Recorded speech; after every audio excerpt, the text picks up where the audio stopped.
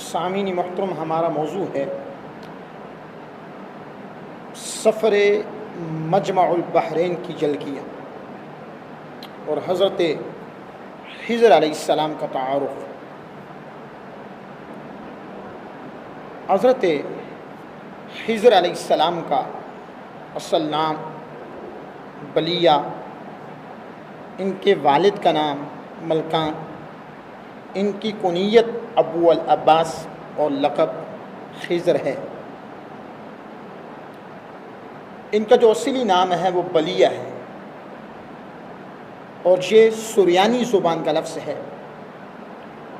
سریانی زبان میں بلیہ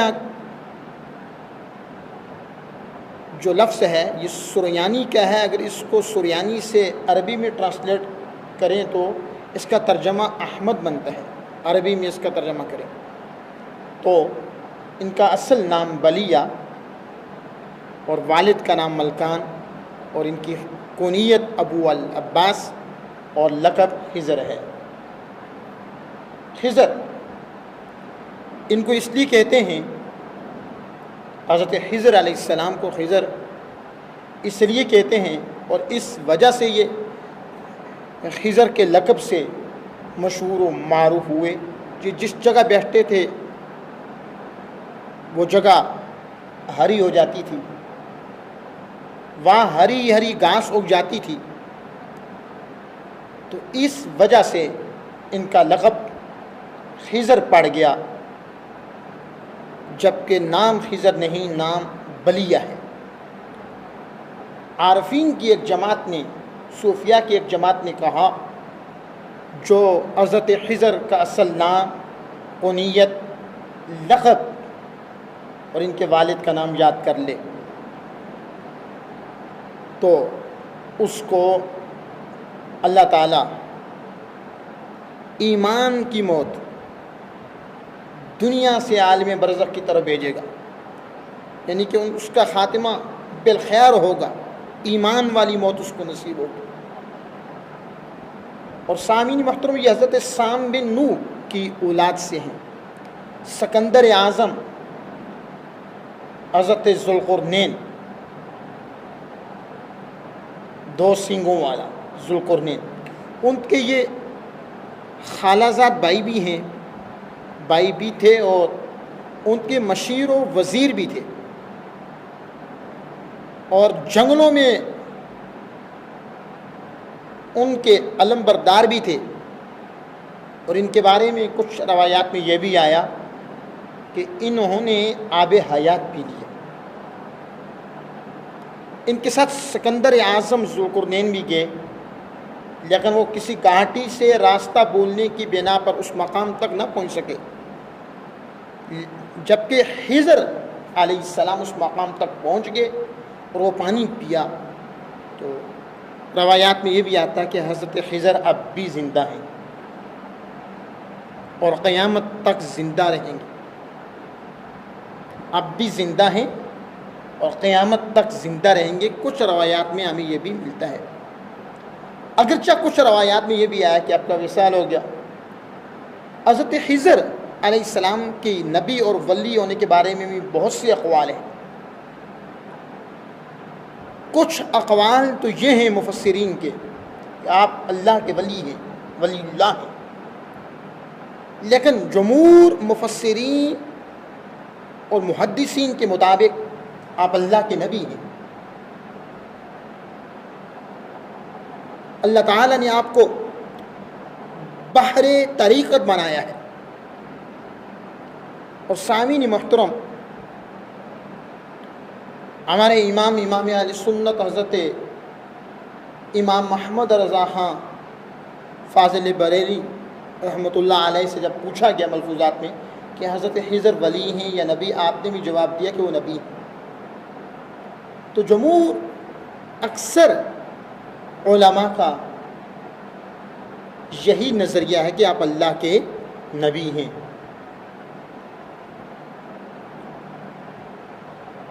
سید ابو العلا مودودی صاحب نے تو آپ کو انسان ماننے سے بھی انکار کر دیا، انہوں نے یہ کہا کہ یہ فرشتے ہیں، اور کچھ دیگر روایات بھی ہیں جو ان کے فرشتہ ہونے پر بھی دلالت کرتی ہیں، لیکن جمہور کا مذہب یہی ہے کہ آپ انسان ہیں اور اس پر دلائل کا انبار ہے اور آپ اللہ کی نبی ہیں۔ سامعین محترم، یہ تھا حضرت خضر علیہ السلام کا تعارف، اور یہ رسول اللہ صلی اللہ علیہ وسلم کے صحابی بھی ہیں۔ ان سے آقا دو جہاں صلی اللہ علیہ وسلم کی ملاقات ہوئی، چونکہ آب حیات پی لیا تھا، حیات کا پانی، تو اس وقت زندہ تھے، آج بھی یہ زندہ ہیں۔ اور ان کا اور حضرت موسیٰ علیہ السلام کا واقعہ بڑا مشہور و معروف ہے، جو قرآن مجید میں بھی آیا۔ قرآن مجید میں تو بندہ صالح کا ذکر آیا، مفسرین کی ایک جماعت نے، بلکہ جمہور مفسرین نے اس سے مراد حضرت خضر کو لیا۔ سامعین محترم، وہ قرآنی واقعہ آپ کو سنانا چاہوں گا، اس سے پہلے اللہ تعالیٰ کا اور حضرت موسیٰ علیہ السلام کا جو مکالمہ ہوا وہ عرض کرتا ہوں۔ فرعون کا اپنے ساتھیوں کے ساتھ دریائے نیل میں غرق ہو جانے کے بعد حضرت موسیٰ علیہ السلام اور بنی اسرائیل کو سرزمین مصر میں قرار نصیب ہوا، مسکن پذیر ہو گئے۔ سو ایک دن اللہ تعالیٰ اور حضرت موسیٰ علیہ السلام کا مکالمہ ہوا، اللہ تعالیٰ اور حضرت موسیٰ علیہ السلام کا مکالمہ ہوا۔ حضرت موسیٰ علیہ السلام نے اللہ تعالیٰ سے یہ سوال کیا کہ اللہ، تجھے تیرے بندوں میں سب سے زیادہ محبوب کون ہے، سب سے پیارا کون ہے، سب سے اچھا کون ہے؟ اللہ تعالیٰ نے جواب دیا، مجھے اپنے بندوں میں محبوب آدمی وہ ہے جو میرا ذکر کرتا رہے، مجھے کبھی فراموش نہ کرے، میرا ذکر کرتا رہے اور مجھے کبھی فراموش نہ کرے۔ اس حضرت موسیٰ علیہ السلام کے سوال کا جواب اللہ رب العزت نے دیا ان الفاظ میں۔ موسیٰ علیہ السلام نے دوسرا سوال کیا کہ خالق کائنات، تیرے بندوں میں سب سے بہتر فیصلہ کرنے والا، بہترین فیصلہ کرنے والا کون ہے؟ حضرت موسیٰ علیہ السلام نے اللہ کی بارگاہ میں عرض کیا تو اللہ تعالیٰ نے جواب دیا، جو حق کے ساتھ فیصلہ کرے،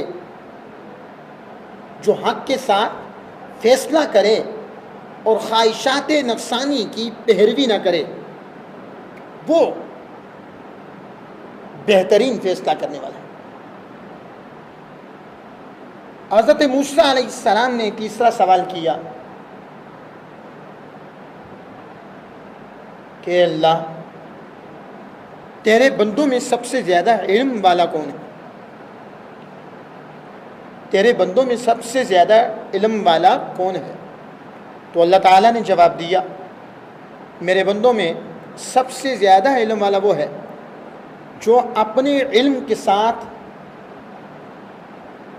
دوسروں سے علم سیکھتا رہے، جو اپنے علم کے ساتھ دوسروں سے علم سیکھتا رہے، اور یہاں تک کہ اس کو کوئی ایسی بات مل جائے جو ہدایت کی طرف اس کی رہنمائی کرے یا کہ وہ ہلاکت سے بچ جائے۔ یہ تیسرا حضرت موسیٰ علیہ السلام کا سوال تھا، اور اس کا جواب بھی اللہ تعالیٰ نے دیا۔ حضرت موسیٰ علیہ السلام اور اللہ تعالیٰ کے مکالمہ جاری تھا، تو حضرت موسیٰ علیہ السلام نے چوتھا سوال کیا کہ تیرے بندوں میں مجھ سے بھی زیادہ کوئی جاننے والا ہے، تیرے بندوں میں مجھ سے بھی زیادہ کوئی علم والا ہے؟ تو اللہ تعالیٰ نے جواب دیا، ہاں اے موسیٰ، میرے بندوں میں تجھ سے بھی زیادہ ایک شخص علم والا ہے۔ قرآن مجید فرقان حمید کی سورہ یوسف میں آیا کہ وفوق کل ذی علم علیم، کہ ہر علم والے سے اوپر ایک علم والا ہوتا ہے۔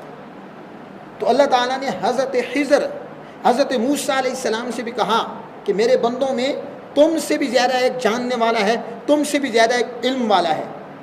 حضرت موسیٰ علیہ السلام نے کہا وہ کون ہے؟ تو اللہ تعالیٰ نے جواب دیا وہ خضر ہے۔ قرآن مجید میں لفظ خضر نہیں آیا، ان کا اصل نام آپ کو بتا چکا کہ بلیہ بن ملکان ان کا نام تھا، کنیت ابو العباس، لقب خضر تھا۔ لیکن مفسرین کی ایک جماعت نے قرآن مجید فرقان حمید کے پارہ نمبر 15 کا جو آخری رکوع ہے، جو آخری آیات بینات ہیں اس میں، اور پارہ نمبر 15 کے پہلے رکوع میں جو واقعہ بیان ہوا اس میں موسیٰ علیہ السلام اور جس بندے کا ذکر ہوا اس بندے سے مراد مفسرین کی جماعت نے حضرت خضر کو لیا، نام ان کا وہاں نہیں آیا۔ سامعین محترم، اللہ تعالیٰ نے کہا کہ وہ خضر ہے۔ حضرت موسیٰ علیہ السلام نے کہا کہ میں اسے کہاں تلاش کروں، جو مجھ سے بھی زیادہ جاننے والا ہے، علم والا ہے، میں اسے کہاں تلاش کروں؟ اللہ تعالیٰ نے کہا ساحل سمندر پر، چٹان کے پاس۔ حضرت موسیٰ علیہ السلام نے کہا میں وہاں کیسے پہنچوں؟ اللہ تعالیٰ نے کہا تم ایک مچھلی لے لو اور چل پڑو، جہاں وہ مچھلی پانی میں غائب ہو جائے تو سمجھ لینا وہی آپ کا مقام ہے، وہاں وصال خضر، ملاقات خضر تمہیں نصیب ہو جائے۔ سامعین محترم، حضرت موسیٰ علیہ السلام نے اس جگہ کا رخت سفر باندھا اور اپنے خادم یوشع بن نون بن ابراہیم بن یوسف بن اسحاق بن ابراہیم بن طارق بن ناخور کو لے کے نکل پڑے۔ یہ آپ کے خادم بھی تھے، اور مفسرین نے لکھا کہ یہ بھی نبی تھے، یوشع بن نون۔ تو آئیے ذرا ان قرآنی آیات کی طرف جاتے ہیں جن آیات میں یہ واقعہ بیان ہوا۔ میں آپ کو حوالہ دے چکا ہوں، قرآن مجید فرقان حمید کا جو 15واں پارہ ہے اس کا آخری رکوع، 15ویں پارے کی آخری آیات سورہ کاف، اور 16ویں پارے کا پہلا رکوع، اس میں یہ پورا واقعہ تفصیلاً آیا ہوا ہے۔ چنانچہ اللہ تعالیٰ نے ارشاد فرمایا وَإِذْ قَالَ مُوسَىٰ لِفَتَاهُ لَا أَبْرَحُ حَتَّىٰ أَبْلُغَ مَجْمَعَ الْبَحْرَيْنِ أَوْ أَمْضِيَ حُقُوبًا، اور وہ وقت بھی یاد کیجئے جب موسیٰ علیہ السلام نے اپنے جوان سال ساتھی اور خادم یوشع بن نون سے کہا میں پیچھے نہیں ہٹ سکتا یہاں تک کہ میں 2 دریاؤں کے سنگم کی جگہ تک پہنچ جاؤں یا مدتوں چلتا رہوں۔ یہ 2 دریا کون سے تھے؟ 2 سمندر۔ ایک روایت میں آیا کہ ایک تو بحر روم تھا، دوسرا بحر فارس تھا۔ یہ دونوں جہاں مل رہے ہیں، بحر روم اور بحر فارس، وہاں آپس حضرت موسیٰ اور حضرت خضر کی ملاقات ہے۔ لیکن مجھے ایک بڑی خوبصورت روایت بھی ملی جب میں اس واقعے کو پڑھنے لگا کہ ان 2 سمندروں کی جو ملنے کی جگہ، ان سے مراد 2 شخصیات تھی، ایک حضرت موسیٰ تھے اور ایک حضرت خضر تھے۔ ایک مفسر نے حضرت موسیٰ کو بھی سمندر کہا، حضرت خضر کو بھی۔ حضرت موسیٰ سمندر تھے، کس کا سمندر؟ وہ شریعت کا سمندر تھے، علم شریعت کا ایک سمندر تھے، علم الشرائع کا بحر، بحر علم الشرائع حضرت موسیٰ تھے، اور بحر طریقت، تصوف و طریقت کا سمندر حضرت خضر تھے۔ تو مجمع البحرین، جہاں یہ دونوں، ان دونوں کی جہاں ملاقات ہوئی، اس سفر کا ذکر آیا۔ بہرحال دوسری روایت بھی آپ کو سنا چکا کہ بحر روم اور بحر فارس جہاں دونوں ملتے ہیں وہاں ملاقات ہوئی۔ اس کے بعد کیا ہوا؟ قرآن مجید میں آیا کہ فَلَمَّا بَلَغَ مَجْمَعَ بَيْنِهِمَا نَسِيَ حُوتَهُمَا فَاتَّخَذَ سَبِيلَهُ فِي الْبَحْرِ سَرَبًا۔ سو جب وہ دونوں 2 دریاؤں، سمندروں کے درمیان سنگم پر پہنچے تو وہ دونوں اپنی مچھلی وہیں بھول گئے، پس وہ تلی ہوئی مچھلی زندہ ہو کر دریا میں سرنگ کی طرح اپنا راستہ بناتے ہوئے نکل گئی۔ مچھلی جو لے کر گئے وہ تلی ہوئی، بھونی ہوئی مچھلی تھی۔ حضرت موسیٰ اور حضرت یوشع بن نون اس مچھلی کو اپنے کھانے کے لیے لے کر گئے کہ جب ہم سفر کرتے کرتے تھک پڑیں گے تو وہاں جب بھوک لگے گی تو مچھلی کو کھائیں گے۔ اس سے ایک بات یہ ثابت ہوئی کہ جب سفر پہ بندہ ہو تو سامان سفر پاس رکھنا چاہیے، فقط توکل یہی توکل نہیں کہ بندہ کچھ بھی نہ لے کے جائے، جب سفر پہ ہو کچھ نہ کو تو اشیاء خورد و نوش پاس رکھے، کہ حضرت موسیٰ نے بھی تو مچھلی کو پاس رکھا تھا، یوشع بن نون نے بھی تو مچھلی کو پاس رکھا تھا۔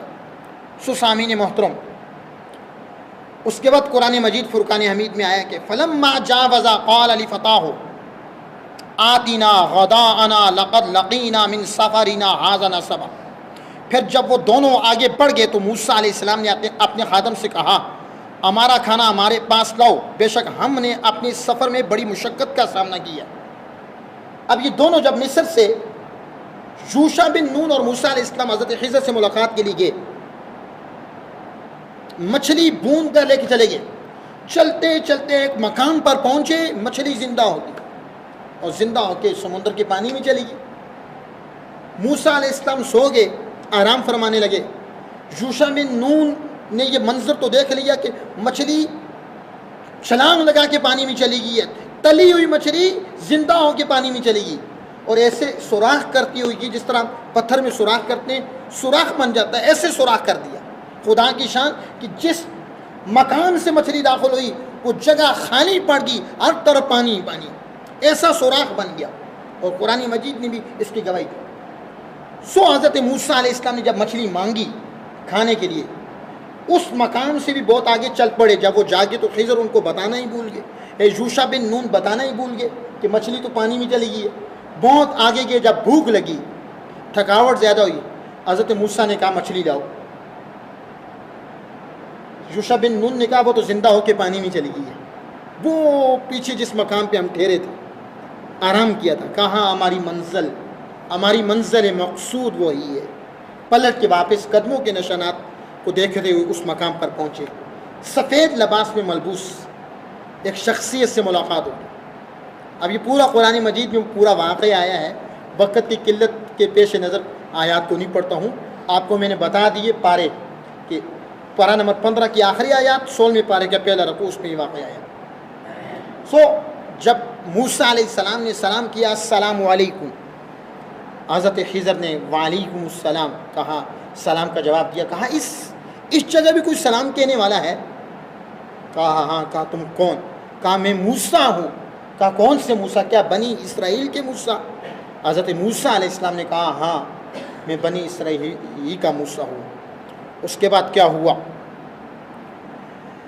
قال ارأيت إذ أوينا إلى الصخرة فإني نسيت الحوت فما أنسانيه إلا الشيطان أن أذكره واتخذ سبيله في البحر عجبا۔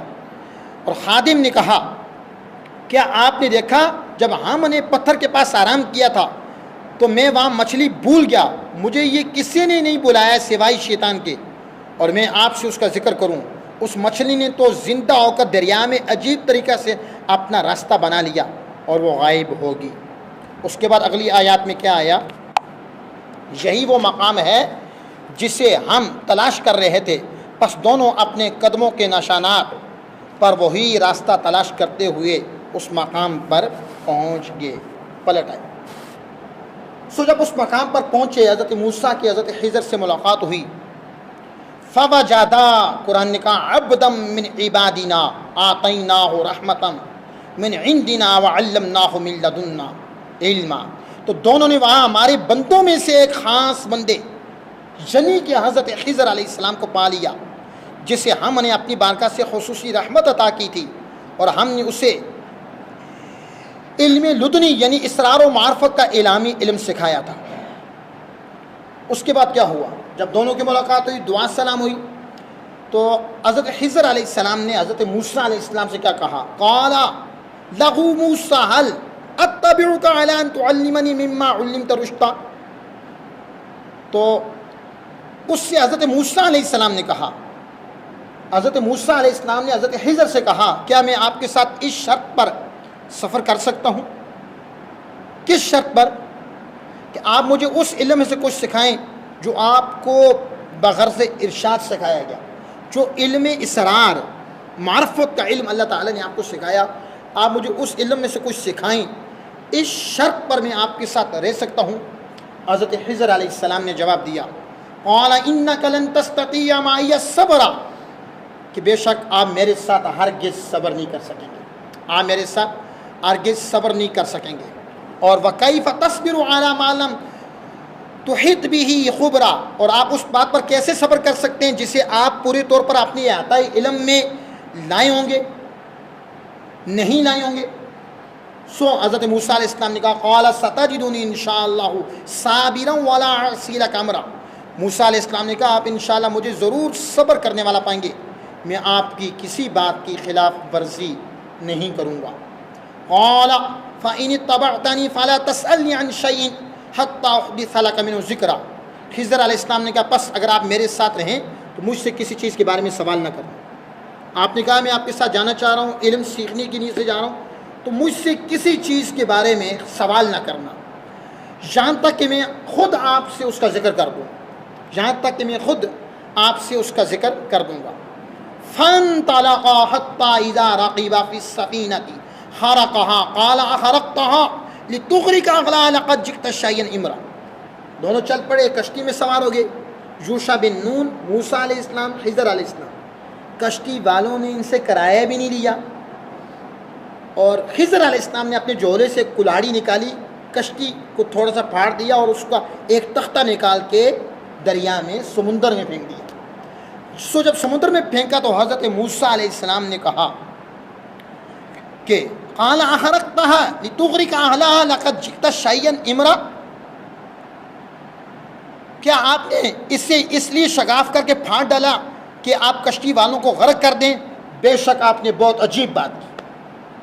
چونکہ پہلے دونوں کا یہ معاہدہ ہو چکا تھا، خضر علیہ السلام نے حضرت موسیٰ سے کہا تھا کہ مجھ سے آپ نے کوئی سوال نہیں کرنا ہے، میرے ساتھ آپ چل رہے ہو اور میرے پیچھے پیچھے آ رہے ہو، مجھ سے سوال نہیں کرنا، میں خود آپ کو بتا دوں گا۔ تو حضرت خضر نے وہی الفاظ دوبارہ دہرائے کہ قال علم اقل انک لن تستطیع معی صبرا، کہ میں نے آپ سے نہیں کہا تھا کہ آپ میرے ساتھ ہرگز صبر نہیں کر سکیں گے۔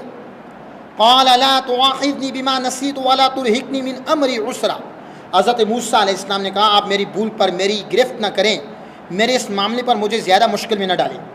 یہ بات یہیں ختم ہوگی، آگے چل پڑے۔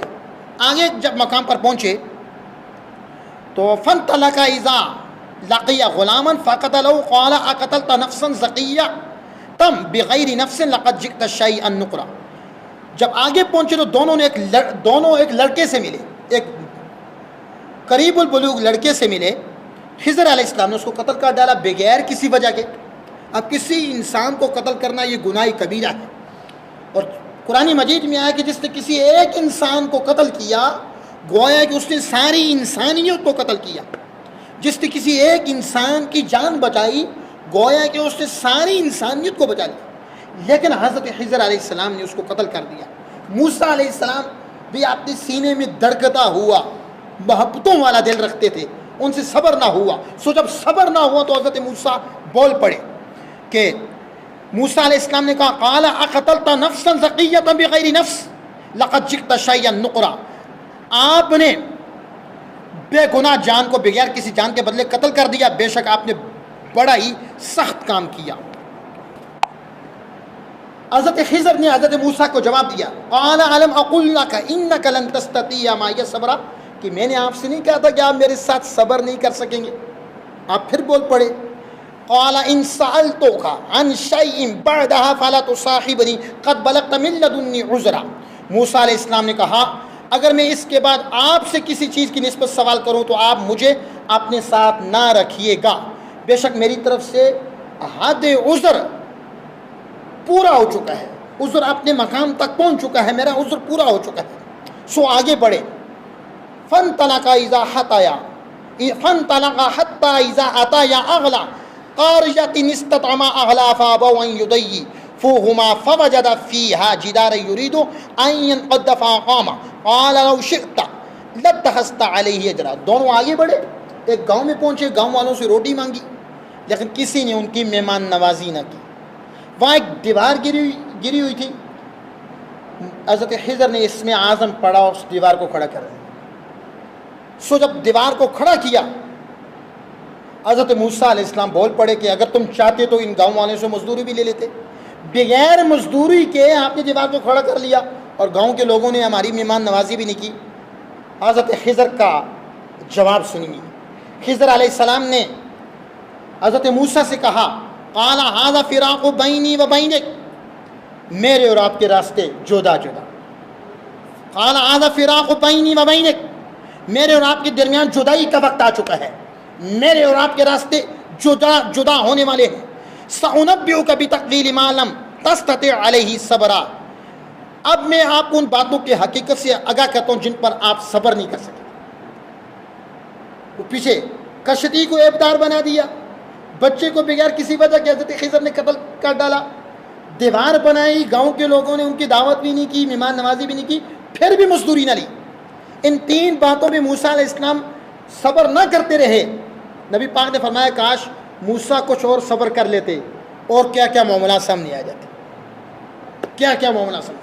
حضرت خضر نے کہا موسیٰ جن باتوں پر آپ صبر نہ کر سکے سنو، ان میں سے جو پہلی بات ہے کشتی والی، وہ یہ ہے کہ اما السفینۃ فکانت لمساکین یعملون فی البحر فاردت ان اعیبها وکان وراءهم ملک یاخذ کل سفینۃ غصبا، وہ جو کشتی تھی سو وہ چند غریب لوگوں کی تھی، وہ دریا میں محنت مزدوری کیا کرتے تھے، بس میں نے ارادہ کیا کہ اسے عیبدار کر دوں۔ اس کی وجہ یہ تھی کہ ان کے آگے ایک جابر بادشاہ کھڑا تھا جو بے ایک کشتیوں کو زبردستی چھین لیتا تھا۔ عیبدار اس لیے کیا کہ غریبوں کی کشتی بچی رہے، ان کے گھر کا چولہا جلتا رہے، چونکہ جب عیبدار ہو جائے گی تو ظالم بادشاہ چھینے گا نہیں۔ اس کے بعد فرمایا کہ وَأَمَّا الْغُلَامُ فَكَانَ أَبَوَاهُ مُؤْمِنِينَ فَخَشِينَ أَن يُرْهِقَهُمَا طُغْيَانًا وَكُفْرًا، فرمایا کہ وہ جو لڑکا تھا اس کے ماں باپ صاحب ایمان تھے، ہمیں اندیشہ ہو کہ اگر وہ زندہ رہا تو کافر بنے گا، ان دونوں کو بڑا ہو کر سرکشی اور کفر میں مبتلا کر دے گا۔ فَأَرَدْنَا أَن يُبْدِلَهُمَا رَبُّهُمَا خَيْرًا مِنْهُ زَكَاةً وَأَقْرَبَ رُحْمًا، بس ہم نے ارادہ کیا کہ ان کا رب انہیں ایسا بدل عطا فرمائے جو پاکیزگی میں اس لڑکے سے بھی بہتر ہو، شفقت و رحمدلی میں والدین کے قریب تر ہو۔ فرمایا اس لڑکے کو اس لیے قتل کیا کہ وہ پیدائشی کافر تھا اور اس کے ماں باپ اس سے بہت محبت کرتے تھے، اگر وہ بڑا ہو جاتا تو خطرہ تھا کہ اس کی محبت میں اس کے ماں باپ کافر ہو جائے، اس لیے قتل کر ڈالا۔